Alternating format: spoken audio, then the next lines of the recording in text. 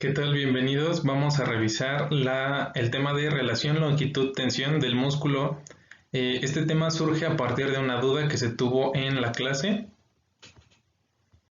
¿Esto cómo lo vamos a explicar?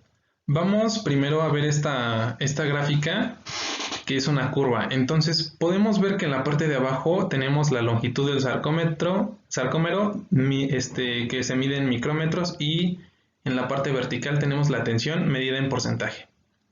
Entonces vamos a ver primero la figura A, y aquí tenemos que los filamentos de actina están interpuestos, están uno sobre otro.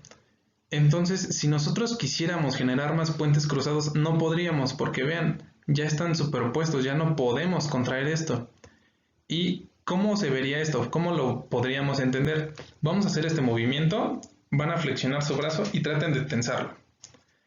Sí van a poder, pero muy poquito. Entonces, ¿esto a qué se refiere? Como los sarcómeros ya están muy pequeños, ya tienen un tamaño muy pequeño, no puedes seguir reclutando puentes cruzados.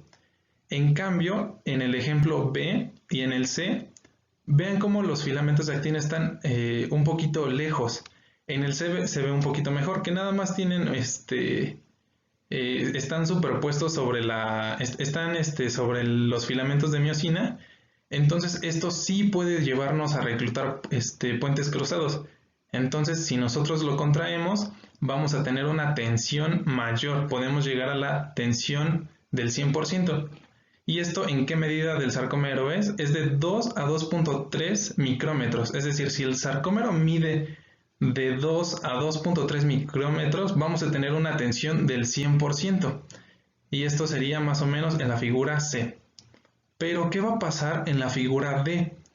En la figura D, vean cómo ya ni siquiera se están sosteniendo los filamentos de miosina y de actina, están alejados.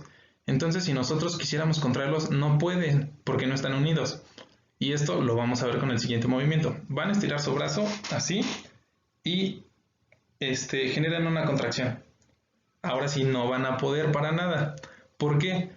Porque los filamentos de miosina y de actina ya no se están sujetando, entonces no podemos hacer puentes cruzados y por eso la tensión baja. ¿Ya vieron?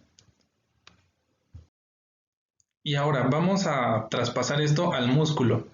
Entonces lo mismo, tenemos la longitud en la parte de abajo, pero ahora ya no se va a medir en micrómetros porque ya el músculo es más grande.